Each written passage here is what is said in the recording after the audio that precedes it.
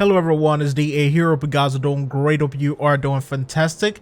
I have a really quick and short discussion for you guys, something less formal before we close out the year 2019. So I was having a discussion with one of my friends, Josh, a few days ago, and we were talking about different games, updates, and what we can expect in 2020. And somewhere along the line, this discussion led to Anthem 2.0 and what BioWare said they have in store for the game in the year 2020. And he said, hey, whatever BioWare does decide to do with Anthem in next year, it better be above and beyond or the game will never bounce back. And this is something that I really agreed with. We had more discussion and had time to go really deep into those points and reasons why Anthem and BioWare needs to make a major comeback next year. And one of those points that we touched on was the fact that Anthem had a very bad launch. And that was one of the things that people are going to hold over the game's head. So whenever we're talking about updates, people are still always going to be thinking about the launch of the game and how terrible it was. The second situation was the fact that the year 2020 is going to be a big year for RPG games, and EA and BioWare has to pay attention to this and put out all the big guns in order to even salvage the game, because there are going to be options out there. People are going to go out there and play another game, buy another game. There's always a new game releasing every quarter and every year, so there is always constant competition. Even if it is not in a particular genre, people can still shift to another one. In 2020, Anthem will be dealing with established MMOs, established ARPGs, established MMORPGs. They will also be dealing with new IPs and converted titles, because some of these games will be going multi-platform on their releases.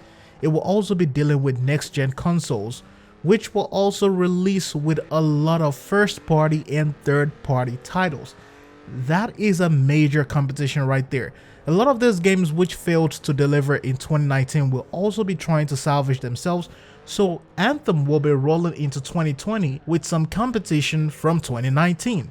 You have games like Ghost Recon Breakpoint, you have games like Division 2, you have games like Warframe, you might even see Rage 2, and these games that are named right here, these are nice games, but they failed to deliver in 2019, either in their consecutive updates or the fact that they had a terrible post-launch situation. So these are some of the things that Anthem will be dealing with, and there's just a vast list of competition in 2020. Gamers have a choice, and any game can become lost within this huge pile of content. Gamers are like people in relationships. It has to be in constant work to keep the relationship strong, and a lot of people stay in relationships because of the lack of options. A lot of people just stay in it even if it is toxic. Now imagine a huge burst of options in the market that does it better or offer the same experience without all the problems. People will often jump ship unless they're just addicted to dysfunction. They may visit once in a while, but their main attention will be towards the other games, and this goes for every other game out there.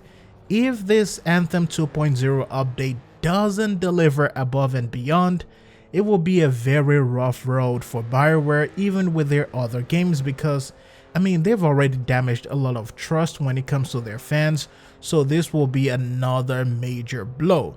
And even if the game does go free to play, I still see people leave free to play games all the time and decide to buy a different game. I hate to throw it out there, but a lot of us Warframe veterans, we do it all the time. We leave Warframe and go buy another game, even when people are like, oh, this game is better because it's free. No, we will spend money on another game if we feel like it is better. And the conversation has to be had.